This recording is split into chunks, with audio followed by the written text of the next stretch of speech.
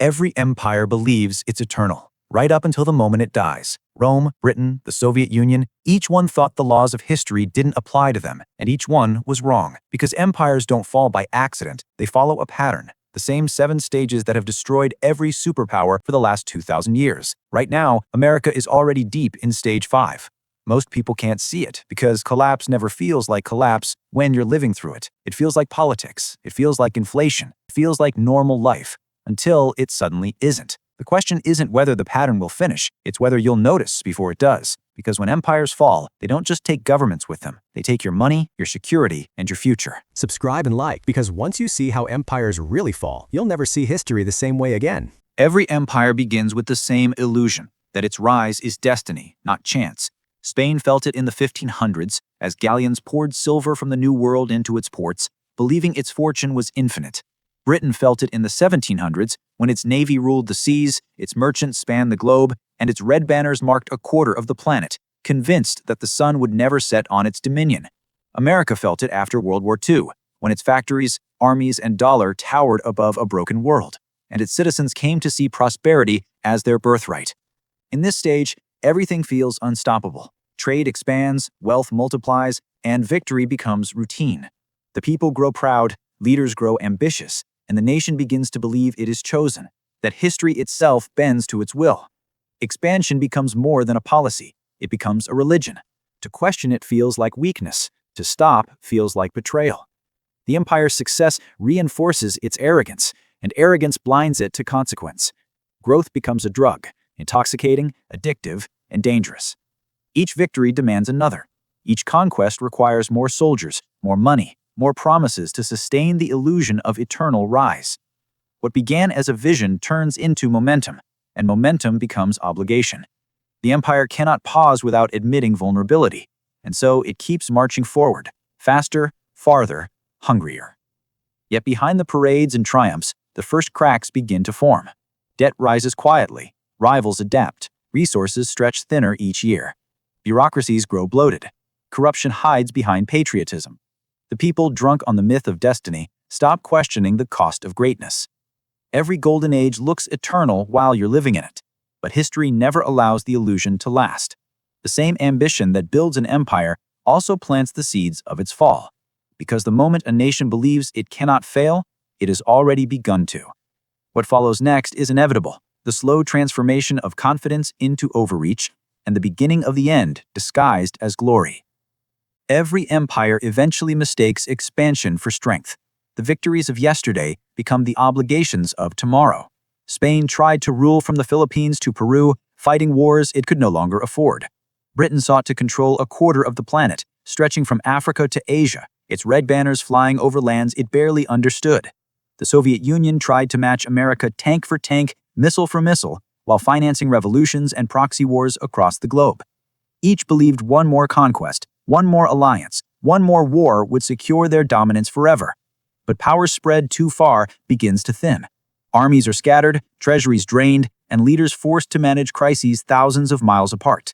The empire becomes reactive instead of visionary, putting out fires instead of shaping the future. America entered this stage decades ago.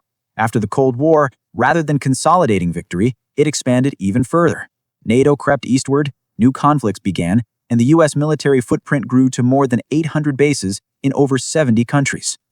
The nation now promises protection to half the planet, from Europe to the Middle East to the Pacific, while borrowing money to fund the defense of others. Each year the cost grows while the returns shrink. Every new commitment drains the resources of the last. The burden of empire grows heavier, but pride prevents retreat. History calls this the overstretch, the precise moment when ambition outruns capacity. It doesn't start with a single defeat or a lost war. It begins quietly, disguised as success. Leaders celebrate expansion, citizens cheer victory, and no one notices that each triumph costs more than it earns. The empire becomes addicted to its own image of strength, unable to step back without appearing weak. Yet the pattern is always the same. Overstretch leads to exhaustion, exhaustion to debt, and debt to decline. And no empire, once it reaches this point, has ever truly recovered. Because overreach doesn't end with defeat on the battlefield. It ends with collapse under the weight of its own glory. Every empire eventually reaches the point where power costs more than it earns. The soldiers, the ships, the colonies, all the symbols of greatness become expenses the treasury can no longer afford to pay. Spain learned this when the silver that once made it rich could no longer fund its endless wars. Britain faced it after World War I, when the cost of defending an empire stretched across the globe exceeded the wealth it produced. The Soviet Union drowned in it during the 1980s, spending a quarter of its entire economy competing with America while its citizens waited in food lines and factories stood idle. This is the moment when the math of empire stops working, when prestige becomes debt and ambition becomes insolvency. The treasury bleeds faster than it can be refilled, and every supposed cure only accelerates the sickness. Governments borrow to fund expansion, print money to disguise the shortfall, and raise taxes that suffocate the very growth they depend on. Economies once built on production transform into machines of speculation. Citizens feel prosperous, but their wealth is borrowed time. The numbers no longer add up, but no one dares to say it aloud. America has lived in this stage for years. The national debt has exploded from $6 trillion at the start of the century to more than $33 trillion today. Interest payments now rival the entire defense budget. The government borrows not to invest in the future, but to pay interest on what it already owes, a debt spiral no empire in history has ever escaped. The system keeps running only because everyone pretends it can. Politicians promise recovery, economists invent new definitions for growth, and citizens continue spending, convinced that printing money is the same as creating wealth. But inflation quietly punishes the saver, erodes the worker, and rewards the debtor. The illusion of control remains, but control itself is gone. History's pattern never lies. Once an empire begins financing its past instead of building its future, decline is no longer a theory, it's arithmetic. And arithmetic is merciless. The numbers don't negotiate, they simply expose the truth that every empire eventually reaches the day when its balance sheet replaces its battlefield, and its collapse is no longer a question of politics, but of math. After fiscal crisis comes the slow, invisible rot of the economy.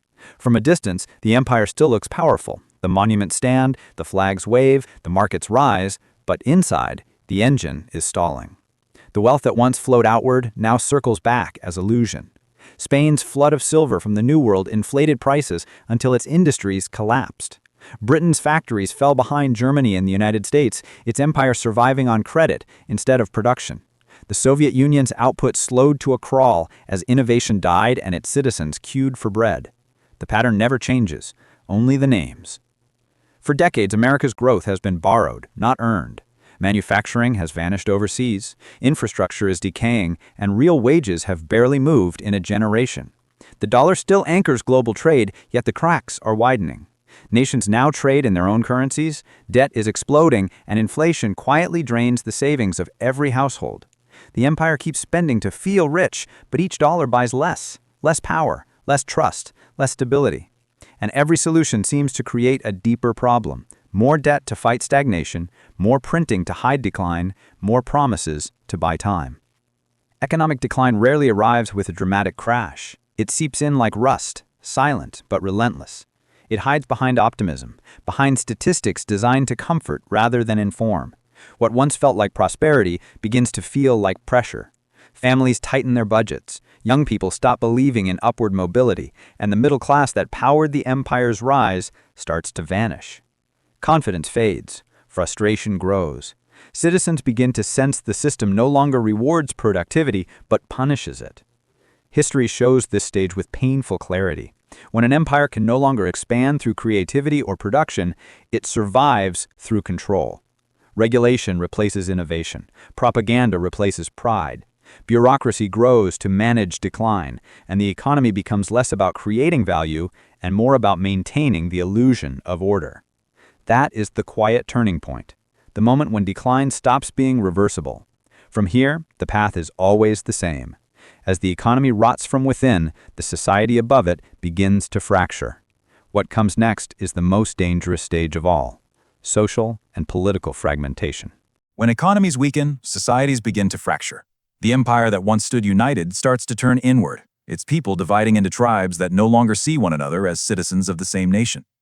Spain lived this moment in the 1640s when Catalonia and Portugal broke away, exhausted by Madrid's wars and taxes. Britain faced it after World War I, torn apart by strikes, rebellion, and the widening gulf between rich and poor. The Soviet Union entered it in the 1980s as its republics defied Moscow and communist faith gave way to cynicism. Every empire believes it can manage division, until it can't. America has entered its own age of fragmentation. Political tribes no longer compete. They wage cultural and ideological war. Institutions once trusted, the courts, the press, elections, are now viewed as corrupt, biased, or captured by unseen forces. Fewer than 1 in 5 citizens still trust their government. Each faction, each region, each class constructs its own version of truth, its own heroes, and its own enemies. The national identity that once united citizens around shared ideals has splintered into rival realities. Protest replaced dialogue. Outrage replaces reason. Even the concept of truth itself dissolves into a marketplace of narratives where emotion trumps evidence and volume replaces logic. The digital age accelerates the collapse. Algorithms feed outrage, social media rewards hostility, and polarization becomes profitable. People no longer debate to persuade, they argue to destroy. Families fracture over politics, communities segregate by belief. Even the symbols that once defined unity, the flag, the anthem, the idea of nation, lose their meaning. Diversity, once a strength, turns into paralysis as shared purpose vanishes. A society built on freedom cannot survive when freedom no longer comes with responsibility. A country that once thrived on dissent now drowns in division. History shows this stage with brutal clarity. When an empire loses its shared story, it loses its reason to exist. Most citizens refuse to see it. They tell themselves the chaos is temporary, that things will return to normal, that elections or leaders will fix what's broken. But history offers no such mercy. Fragmentation never heals on its own. It ends in only 2 ways: reform that restores purpose, or collapse that resets everything. And when the fractures deepen beyond repair, the final act always follows the same ancient script. A divided empire turns outward, searching for unity in the only language it still remembers: war. When empires can no longer command respect through wealth, innovation, or moral authority, they turn to their final instrument: force. Power becomes a substitute for prosperity, and conquest becomes the last illusion of control. It always begins the same way, with confidence. The belief that one more war, one more show of strength can restore the glory that commerce and diplomacy no longer can. Spain reached this stage in the 1640s when its once invincible armies were crushed by France and the Dutch, ending a century of dominance. Britain reached it during World War II, fighting heroically but helplessly, its empire collapsing even as it claimed victory.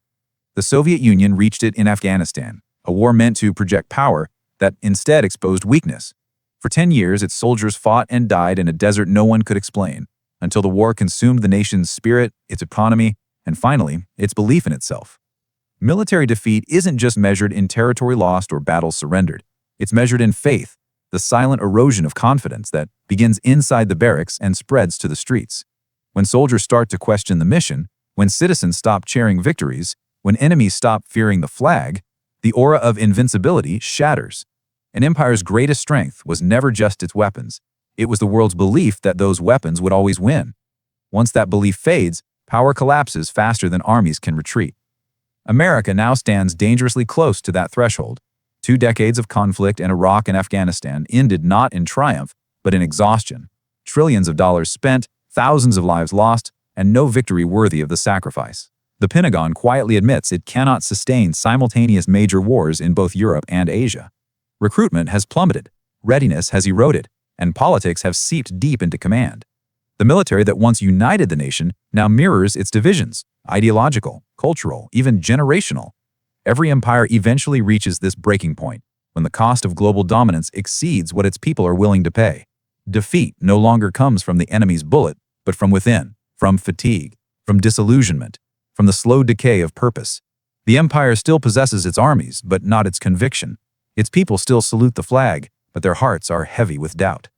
And when that faith finally breaks, the empire doesn't just lose its wars, it loses its reason to exist. That's the threshold every superpower cross before the final stage begins: system collapse and replacement. Every empire eventually reaches the point where the system it built to sustain power begins to devour itself. The same institutions that once created stability now preserve only their own survival. Bureaucracies expand, currencies weaken, and leaders cling to illusions of control. The people sense it first, not through headlines, but through daily life. Prices rise, trust fades, opportunity shrinks, and the rules no longer feel fair. The empire still flies its flags and celebrates its past, but behind the pageantry, the machinery is breaking down.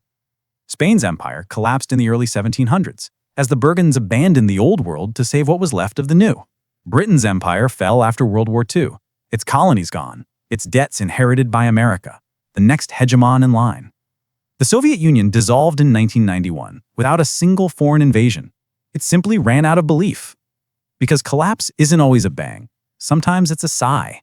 It begins quietly, when citizens stop believing that tomorrow will be better than today, when money loses meaning, when loyalty turns to apathy. The system doesn't fall in one dramatic moment. It rots from the inside until one small shock, a crisis, a war, a market crash, finishes what years of decay began. America hasn't reached that final moment yet, but history's rhythm is impossible to ignore. Expansion became overstretch. Overstretch led to fiscal crisis. Fiscal crisis triggered economic decline. Economic decline fractured society. Fragmentation weakened the military, and military strain always precedes systemic collapse. The pattern is complete. Only timing remains uncertain. Some empires fade gently into irrelevance. Others implode violently. Either way, the outcome is the same. The old order gives birth to something new. When the Spanish Empire fell, global trade shifted to the Atlantic. When Britain fell, the financial system moved to New York. When the Soviet Union fell, technology and information became the new currency of power. Collapse isn't just destruction, it's transformation. What dies is the illusion of permanence. What rises is the next chapter of history. And that's the truth America refuses to face. The signs are everywhere. Unsustainable debt, political paralysis, vanishing trust, and a generation more cynical than hopeful. Yet denial feels easier than change. Every empire believes it has more time. Every generation thinks the fall will happen to the next one. But history never waits. The question isn't if the system will be replaced, it's what replaces it and who will be ready when it happens. Because when empires fall, they don't warn you first. They just stop working. The people who survive aren't the ones who shout the loudest patriotism.